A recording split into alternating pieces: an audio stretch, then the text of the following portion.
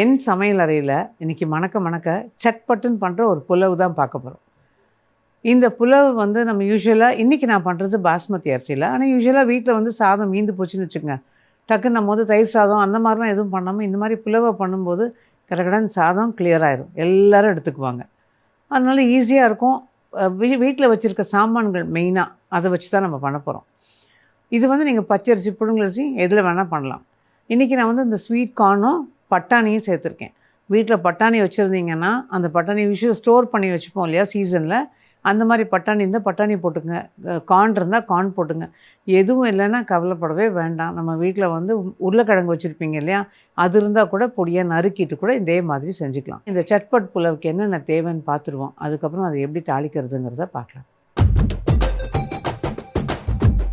சட்பட் புலவ் செய்ய தேவையான பொருட்கள்: பாஸ்மதி அரிசி 1 கப் உதிர் சாதமாக வடித்து கொள்ளவும், வேக வைத்த ஸ்வீட் கார்ன் 1/2 கப், வெங்காயம் சிறியதாக 1 பொடியாக நறுக்கி கொள்ளவும், வேக வைத்த பச்சை பட்டாணி 2 டேபிள் ஸ்பூன், முந்திரி பருப்பு தேவையான அளவு, சீரகம் 1/2 டீஸ்பூன், மஞ்சள் தூள் 1 சிட்டிகை, மிளகாய்த்தூள் 1 டீஸ்பூன், தனியாத்தூள் 1 டீஸ்பூன், கரம் மசாலா 1/2 டீஸ்பூன், எலுமிச்சம்பழச்சாறு சில துளிகள், நெய் 2 டேபிள் ஸ்பூன், உப்பு ருசிக்கேற்ப, எண்ணெய் 1 டேபிள் ஸ்பூன்.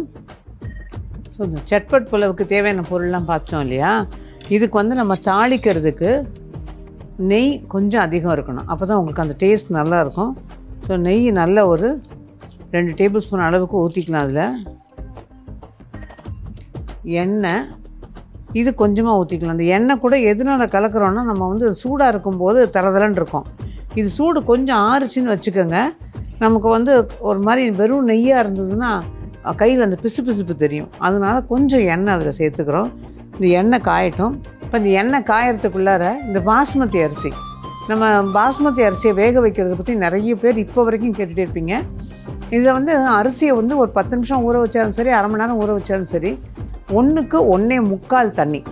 கொஞ்சம் சாஃப்டாக வேணும், வீட்டில் வயசானவங்க சாப்பிட்றாங்கன்னா 1க்கு 2 தண்ணி வச்சுக்கோங்க. இந்த நல்லா கழுவிட்டு இந்த தண்ணியிலே கூட ஊற வச்சுக்கலாம். ஊற வச்சு குக்கரில் வைக்கும்போது கொஞ்சமாக ஒரு 1/2 ஸ்பூன் உப்பு, ஒரு 1/2 டீஸ்பூன் நெய், அந்த நெய் ஒரு நல்ல ஃப்ளேவர் கொடுக்குங்கிறதுனால நெய் அதில் போட்டு ஒரு 2 விசில் ஹை ஃப்ளேமில் தீயை குறைச்சி மேக்ஸிமம் 1 நிமிஷம் அல்லது 1.5 நிமிஷம் வச்சுட்டு ஸ்விட்ச் ஆஃப் பண்ணிட்டீங்க அப்படின்னா ப்ரெஷர் அடங்கினதுக்கப்புறம் எடுத்தோன்னா நல்ல பொலன்னு உதிரியாக இருக்கும். அதே மாதிரி பட்டாணி, இந்த சீசனில் பட்டாணி நிறைய பேர் கேட்குற ஒரு விஷயம். இந்த பட்டாணியை வந்து வாங்கிட்டு உரிச்சிட்டு வந்து நல்லா அலசிட்டு வடிய விட்டுடுங்க. அதுக்கப்புறம் நல்ல தண்ணி நிறைய வச்சு கொதிக்கணும். தண்ணி தளன்னு கொதிக்கும்போது இந்த கழுவி வச்சுருக்க பட்டாணி அதில் தூக்கி போட்டுருங்க. போட்டுட்டு ஒரு 2 நிமிஷம் கழித்து பார்த்தீங்கன்னா பட்டாணிலாம் கொதித்து மேலே வரும்.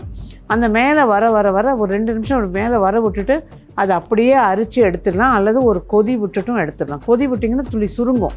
கொதி விடாமல் எடுத்தோம் அப்படின்னா அந்த மேலே வர நீங்கள் அரித்து எடுத்து நல்லா வடியை விட்டுட்டு ஒரு டவலில் ஆற போட்டுட்டு டப்பாவில் போட்டு, குறிப்பாக இதில் ஸ்டெயின்லெஸ் ஸ்டீல் பாக்ஸில், ஏன்னா பிளாஸ்டிக் டப்பா இருந்தால் நல்ல ஃப்ரிட்ஜில் செட் ஆனதுக்கப்புறம் எடுக்கிறது உங்களுக்கு குத்தி எடுக்க கஷ்டமாக இருக்கும். அதனால் நம்ம வந்து ஸ்டெயின்லெஸ் ஸ்டீல் பாக்ஸில் போட்டு ஃப்ரீசரில் வச்சுட்டிங்கன்னா 1 வருஷம் வரைக்கும் ஒன்றும் ஆகாது, ரொம்ப நல்லாயிருக்கும். தேவையான போது ஸ்டெயின்லெஸ் ஸ்டீல் டப்பாவில் லேசாக ஒரு தட்டி எடுத்தோம்னா உதிர்ந்து வந்துடும். அதே மாதிரியே கார்ன், ஆனால் கார்ன் வந்து நீங்கள் துணியில் விரித்து வைக்கணுங்கிறதுலாம் இல்லை. வாங்கிட்டு வந்துட்டு முழு கார்னை வேக வச்சு லேசாக கத்தியை வச்சு செதுக்கி எடுத்துட்டு அதை அப்படியே நல்லா உதுத்து விட்டு ஒரு டப்பாவில் போட்டு ஃப்ரீசரில் வச்சிங்கன்னா அதுவும் ரொம்ப நாள் வரைக்கும் வரும். தேவையான போது கொஞ்சம் எடுத்துக்கலாம். நான் அந்த மாதிரி பண்ண தான் இப்போ இன்றைக்கி கொண்டு வந்திருக்கேன். இப்போ இந்த எண்ணெய் காஞ்சிருச்சு. காஞ்ச எண்ணெயில் சீரகம் ஒரு 1/2 டீஸ்பூன், சீரகம் கொஞ்சம் பொரியட்டும்.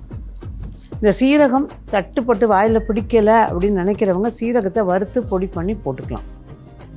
இப்போ இதோட வெங்காயம் பொடியாக நறுக்கின வெங்காயம், இந்த வெங்காயத்தை ஒரு பக்கம் கொட்டிட்டு முந்திரி பருப்பு நிறம் மாறாமல் வறுக்கணும். அதனால் லேசாக இந்த வெங்காயத்தோடையே கொட்டுறேன்.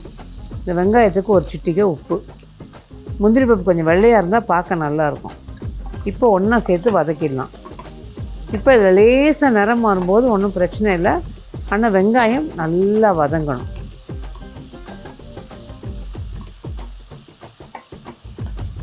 இதுக்கு சைட் டிஷ்ஷுன்னு பார்த்தீங்கன்னா ஒரு தயிர் பச்சடியோ சிப்ஸு அப்பளம் அந்த மாதிரி தாராளமாக போதும்.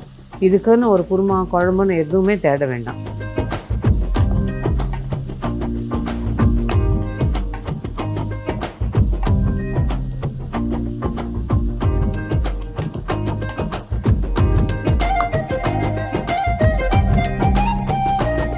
நான் ஹை ஃப்ளேமில் வச்சு தான் இந்த வெங்காயத்தை வதக்குறேன். வெங்காயம் நல்லா வதங்கட்டும்.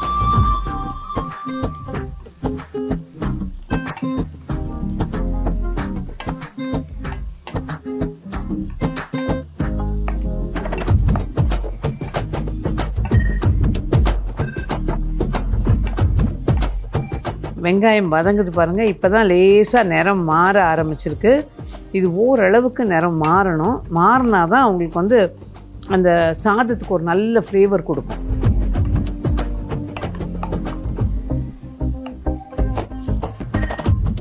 இப்போ பாருங்கள், இப்போ தான் வந்து ஒரு light brown colour pink colour கலந்த மாதிரி வருது பாருங்கள். இந்த ஃப்ளேவரும் அப்படியே கொஞ்சம் கொஞ்சமாக மாறுது. இப்போ தீயை குறைச்சிட்டு நம்ம இதில் மற்றதை சேர்க்கலாம். இப்போ இது நல்லா வதங்கிருச்சு, அதனால் நான் அடுப்பை ஆஃப் பண்ணி வச்சுருக்கேன். இதில் மிளகாய்த்தூள், தனியாத்தூள், மிளகாய்த்தூள் அவரவரோட காரத்தை பொறுத்து நீங்கள் போட்டுக்கங்க, கூட்டி குறைச்சி. அடுத்தது கரம் மசாலா. இப்போ இதில் சாதத்துக்கு தேவையான உப்பு, மேலே நமக்கு சாதத்துக்கு கொஞ்சம் உப்பு வேணும் இல்லையா, அதனால் அதுக்கு தேவையான உப்பு. அதோட பட்டாணி. இந்த பட்டாணி நான் சும்மா கலருக்காக போட்டிருக்கேன், ஆனால் டேஸ்ட்டும் நல்லாயிருக்கும். பட் கார்ன் மெயினாக போட்டிருக்கேன் இதில். அவ்வளோதான். இப்போ நான் அடுப்பை ஆஃப் பண்ண நிலையிலேயே இதை கிளறிடுறேன். இதுக்கப்புறம் தீயை கொஞ்சம் தூண்டிக்கலாம். ஆன் பண்ணிவிட்டு தீயை கொஞ்சம் வச்சுக்கலாம் இதில். இப்போது இது நல்லா வதங்கினதுக்கப்புறமா தீயை அதிகமாகவே வச்சு மிளகாத்தூள் போடும்போது அந்த மிளகாத்தூளோட வாசனை, நிறம் எல்லாம் மாறி போயிடும். ஒன்று ஆஃப் பண்ணிவிடுவோம். இப்போ நம்ம செவந்துருச்சு, அதனால் ஆஃப் பண்ணிட்டேன். இல்லை லேசாக செவக்க ஆரம்பிக்கும் போதே தீயை நல்லா குறைச்சி வச்சுட்டு நீங்கள் இது போட்டுக்கலாம்.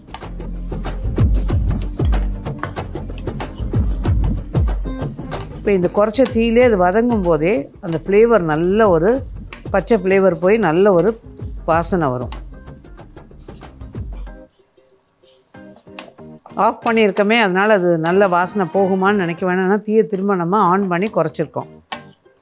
இப்போ கரெக்டாக இருக்கும் பாருங்கள். அந்த கரம் மசாலா வாசனை நல்லா தெரிய ஆரம்பிக்குது.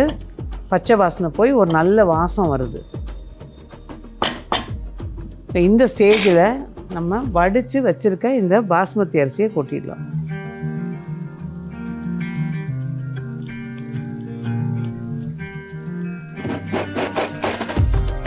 நிதானமாக கிளறிடணும். அது நான் குறைச்ச தீயிலே வச்சு தான் கிளறுறேன்.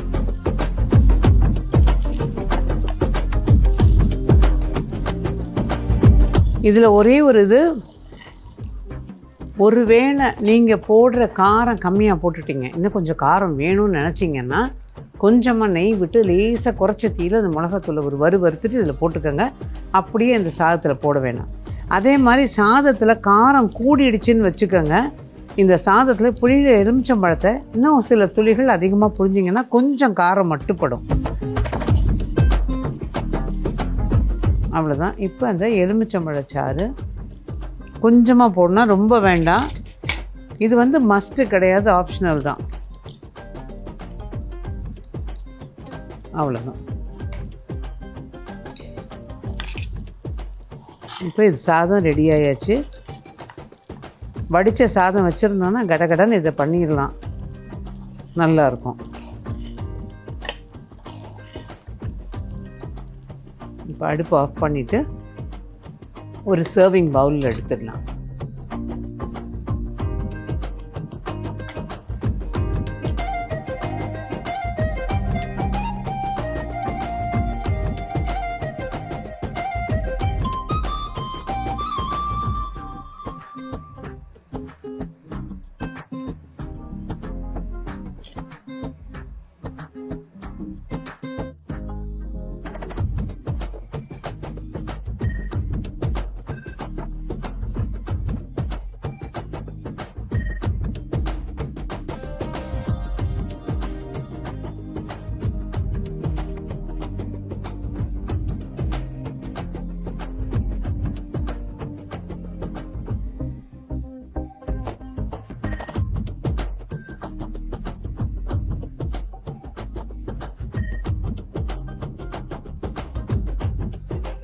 இந்த சட்பட் புலாவுக்கு ஒரு சின்ன ரீகேப். பாஸ்மதி அரிசியை உதிர் சாதமாக வடித்து வச்சுக்கணும்.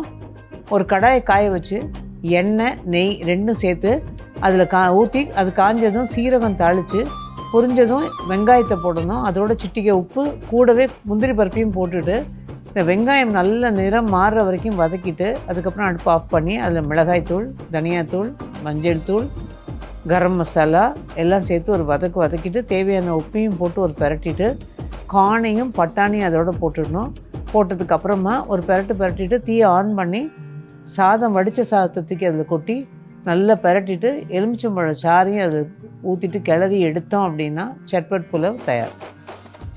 இப்போ இந்த சட்பட் கார்ன் புலாவ் ரெடியாக பண்ணி வச்சாச்சு. டிஸ்பிளேலையும் வச்சுட்டேன்.